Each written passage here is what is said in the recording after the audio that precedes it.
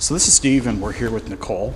We're at the INDOT facility in Fort Wayne, and they're talking about some things that are coming up this winter with snow plows and things like that. You've got a campaign right now that you're trying to make the public aware of with the Don't Crowd the Plow. Tell me a little bit about that. So we're trying to raise awareness for how to drive around and with plows, because we do live in Indiana, and as soon as the snow starts flying, our plows are on the road, and sometimes they can be on the road for 24 hours at a time. So some of the things we're talking about are blind spots, where to travel when you are driving behind a plow. First and foremost, we want them to stay about 4 to 5 car lengths back behind the plow.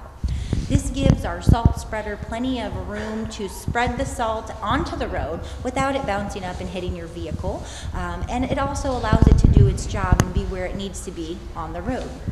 Secondly, we want to remind drivers to never ever pass a plow on the right. That's where we're funneling the snow off onto the shoulder or another lane, and if you try to pass them on the right, you may not even see that plow before it comes into contact with your vehicle.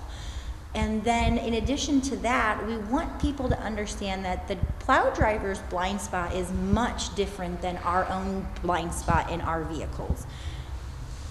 I would say that you need to be about 3 car lengths behind a plow on either side for them to be able to see you from their rear view mirrors. So when you are thinking about passing a plow, always do so on the left, but make sure that you make your intention to pass well in advance of when you're actually going to do so the driver can be aware that that's what you're doing. In addition to that, I think finally we want to remind people that our plows only go about 30 to 35 miles per hour when they are spreading material. So we understand that plows are going to be going slower than you may want to go, but it's always, always, always safer behind the plow. You as a driver have no idea what is in front of the plow. It could be completely untreated road. This could be the first time that that plow is out treating the road. So if you pass it and you go onto an untreated road, you have no benefit of salt, no benefit of chemicals, no benefit of material at all. And that could spell disaster for your vehicle or yourself. And then finally, we want to make sure that if and when you are passing a plow, when you finally pass it and move over into the next lane, that you give enough room to yourself. It's not like passing a semi. They have a plow which extends about 5 feet out in front of the vehicle. And so that's going to be very important for drivers to watch for that. And once they have cleared that plow, they can move back into the driving lane and continue on.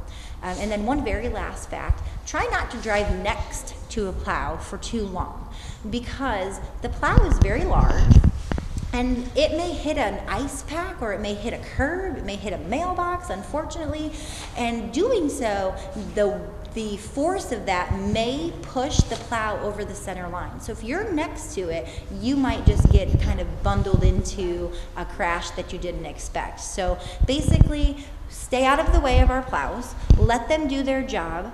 A good rule of thumb is if you can stay home, stay home.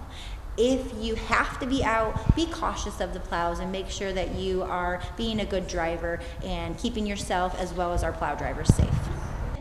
The public can always check our Facebook page. That's facebook.com/INDOT Northeast, as well as our Twitter page and our website, indot.in.gov, and then choose the Fort Wayne District to get updates on the winter weather, as well as what's going on and more information about the campaign. And then finally, one of the really important winter weather tools for drivers is our online CARS program, and it will give you weather conditions, road conditions, as well as any blockages or hazards, and that website is indot.carsprogram.org, and we definitely recommend that anyone check that before they travel.